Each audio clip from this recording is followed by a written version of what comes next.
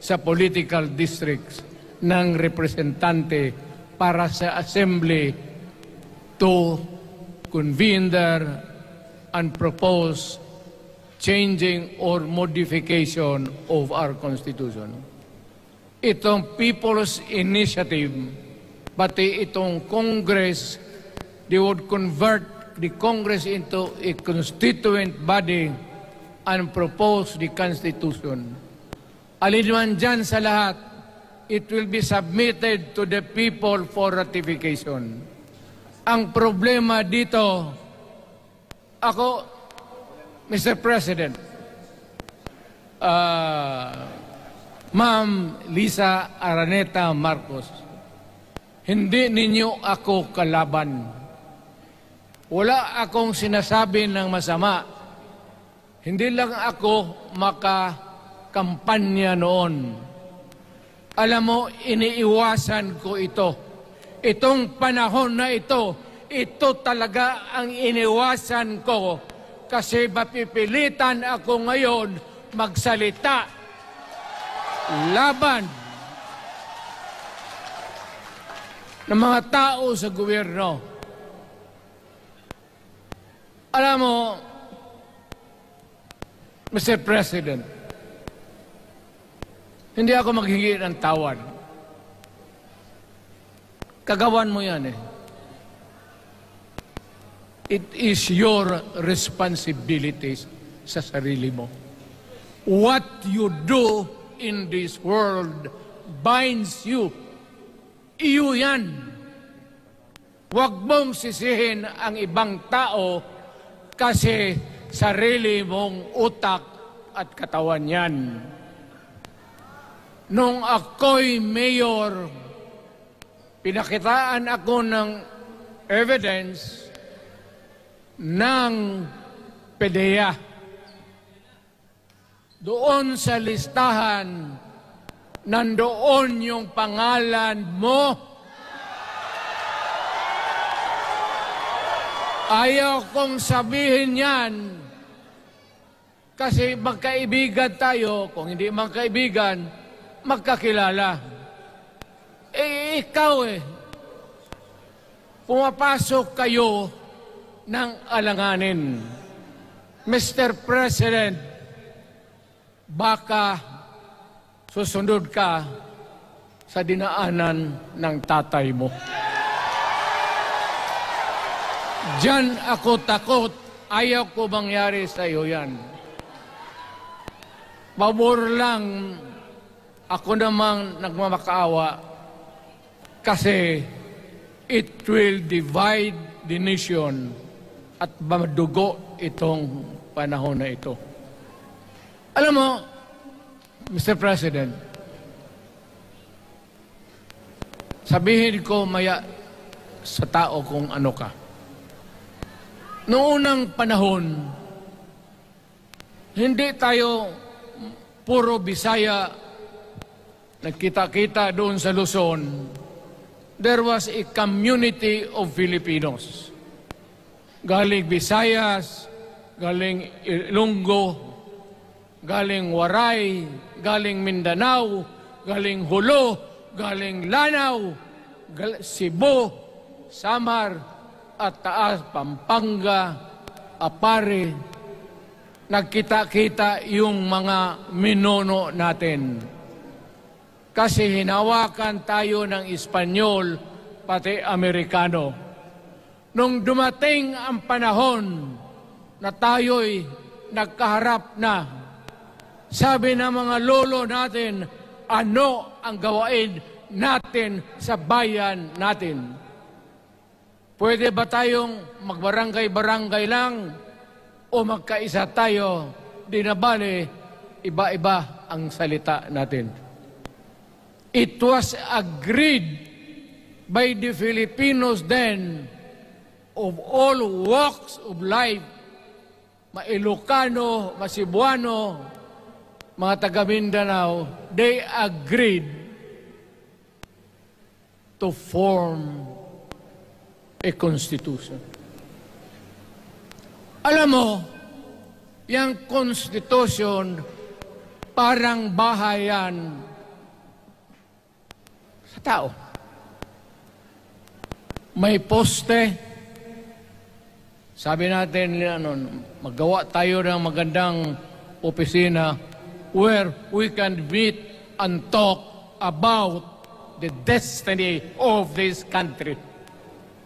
Doon, they agreed na may malaking bahay, may poste, malaking poste, at may mga muebles at kwarto, living rooms and all. Ang usapan na from time to time, lumalaki na ang bayan at magdagdag tayo ng mga opisina sa mga opisyal. Maganda yun. Bahay yun. Mga sahig, nandyan lahat. Lamesa, desks, chairs and everything. Wala tayong pinag-usapan na sirain yung bahay na yun. It was intended for posterity at inabot sa atin yung konstitusyon na yan. Although it was amended and modified, but it is still the fundamental law since 1935 hanggang ngayon. At what keeps in Ilocano, Bisaya, Waray, Moro, bakit tayo nagkaisa? Magkaiba ang salita natin, ang pagkain, iba, ugali, iba. Bakit tayo andito ngayon? Dahil sa isang bahay. Yung bahay na yan, yung papel, the Constitution. Ngayon, ang Constitution is supposed to be a permanent thing. Ang batas na binigay ng Constitution sa Congress, sa lawmakers, they can make laws every day, modify, change it if they want, every week. Okay lang yan. Huwag ninyong pakialaman ang Constitution kasi yun ang bahay opisyal ng Pilipino. Anak ka ng, bakit pumasok sa utak ninyo yung People's Initiative? Anong nakain ninyo? There's nothing wrong with the Constitution right now. The environment in the Philippines seems to be positive, okay. Wala namang problema. Araw-araw, nakikita tayo. Punta Maynila, marami akong kaibigan, mga brad ko, mga classmate ko. Okay ang buhay natin. But suddenly, nandito yung People's Initiative. Alam mo, sa umpisa pa lang, nagdududa na ako. Bakit? People's Initiative manggaling sa tao. Dapat yan galing sa mga purok at doon sa barangay at doon sa DILG, ipasa nila sa syudad, sa probinsya at sa national office. Dito mga congressman,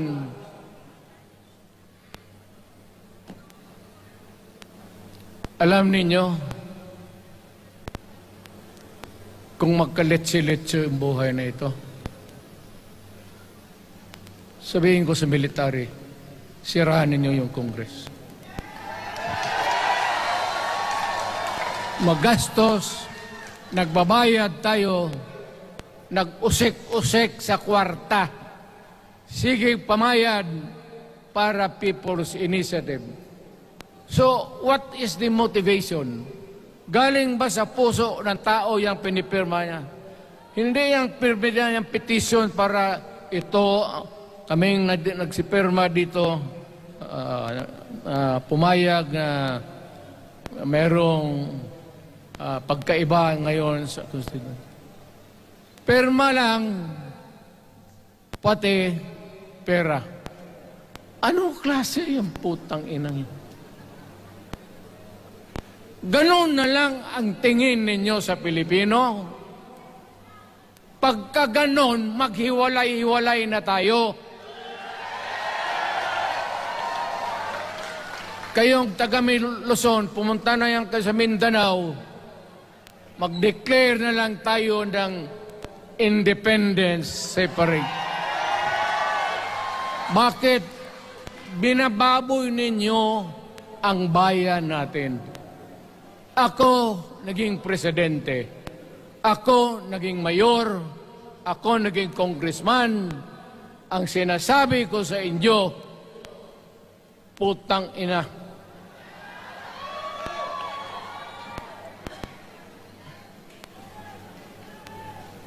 Malinis to. Baka ihi mo ito, ha?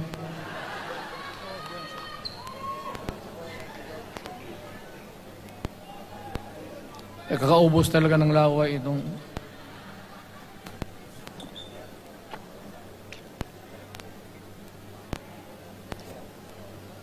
What do you expect the national government, particularly ang Malacanang? Anong gusto ninyong response? Niwala kayong mga seminar na ganon. You never educated the Filipino people. You want the Filipino to remain ignorant para you can do what you want with the country. Yan ang totoo. Kasi ginagago ninyo para walang alam ang taong bayan. Well, kaming nakapag-aral at may alam kundi, hindi katanggap-tanggap yung ginagawa ninyo. Sa umpisa pa lang, binibili na ninyo yung signature ng Pilipino. Yun ba ang People's Initiative?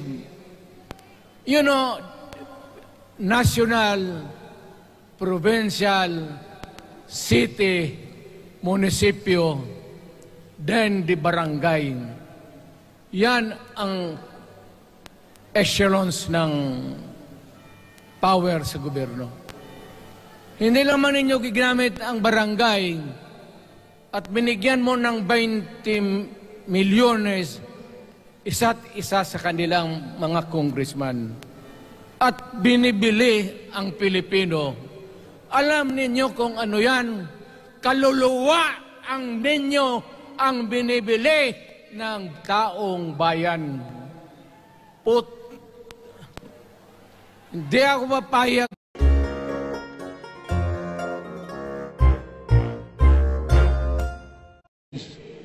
Ang problema ninyo ganito. Hindi pa, pauna. Ang malas ng Pilipinas, every president, almost all, pag upo na dyan sa Malacanang, walang ginagawa kung mag-isip ang mga putang ina kung paano pahabain ang termino nila. Gusto mo, sabi ko nga sa iyo, Mr. President, kaibigan kita, Bingbong, pag pinilit mo ito, lalabas ka ng Malacanang kagaya noong panahon na pinalayas kayo.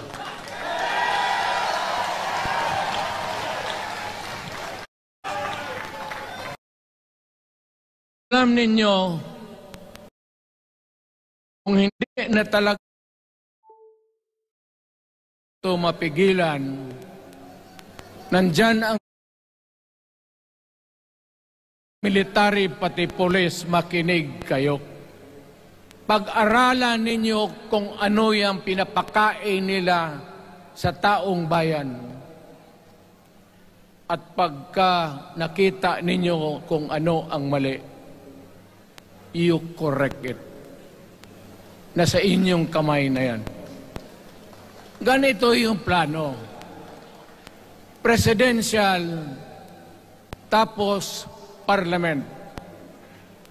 Ang presidential, lahat kayo, ako, ikaw, lahat, hanggang doon, nagboboto, direct vote to elect a president. Itong parliament, prime minister lang ang magboto, yung mga assembly who are the congressmen now. Putang ina ninyo, wala akong tiwala sa inyo. Wala kayong prinsipyo, bukang pera kayo lahat. Yan ang totoo. Kaya gusto ko, pag nagka-letse-letse nga pumasok ang military, palitan ninyo lahat. Arestuhin ninyo kasi nagsasayang ng pera at yung ginagastos nila is a fraud, swindling ang ginawa nila. You must account for the wasted money, for the money that you bought the signature of a Filipino. Bribery.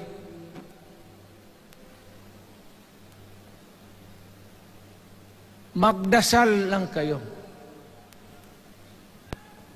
If by the grace of God, mabalik ako,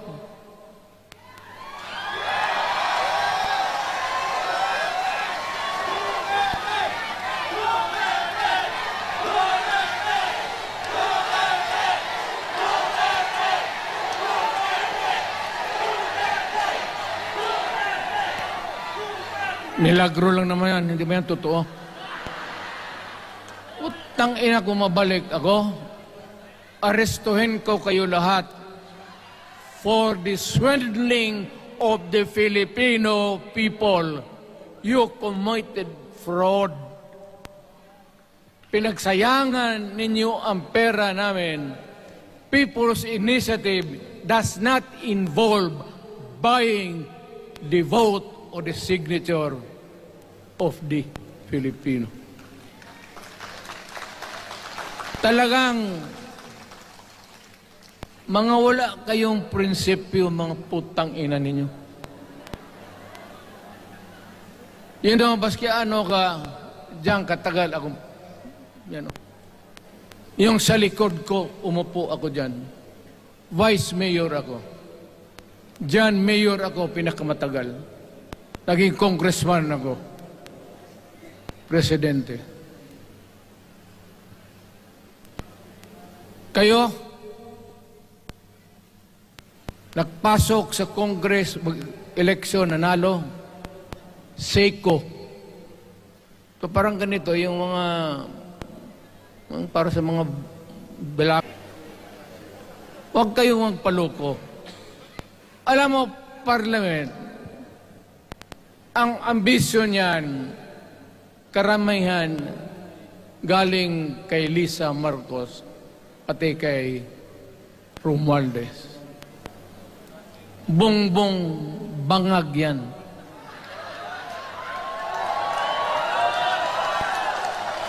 That's why sinasabi ko na sa inyo ngayon, si Bongbong Marcos bangag noon, ngayong presidente na bangag natin ang presidente. Kayong mga military, alam ninyo yan. Lalo na yung nasa Malacanang. Alam ninyo. The Armed Forces of the Philippines, alam ninyo.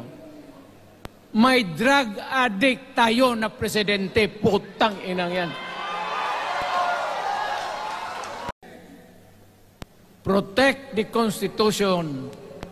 I am calling now the Armed Forces and the PNP. Protect the Constitution. Trabaho ninyo yan. Huwag ninyong kalimutan. Kami,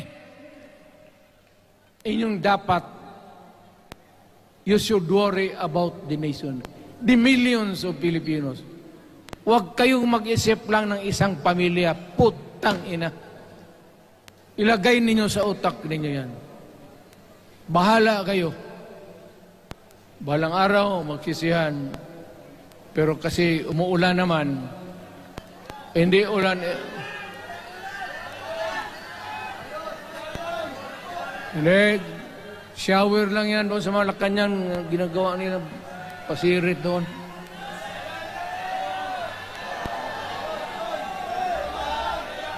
Wala naman rin akong masabi. Kasi hindi man ito eleksyon. Nakafocus lang ako sa People's Initiative and the way that they are handling the process of the People's Initiative. Ang nangyayari ngayon, hindi yan People's Initiative, kung hindi buying the people for their signatures. Nagpaumpisa pa lang, pag-yung pera, kasi pera natin ito, ibili natin pagkain. Pero yung prinsipyo natin, huwag natin ipagbili. Yan ang iiwan mo sa mundong ito para sa mga anak ninyo. At yan ang dadalhin mo sa langit. Pagka sinabi ni San Pedro, anong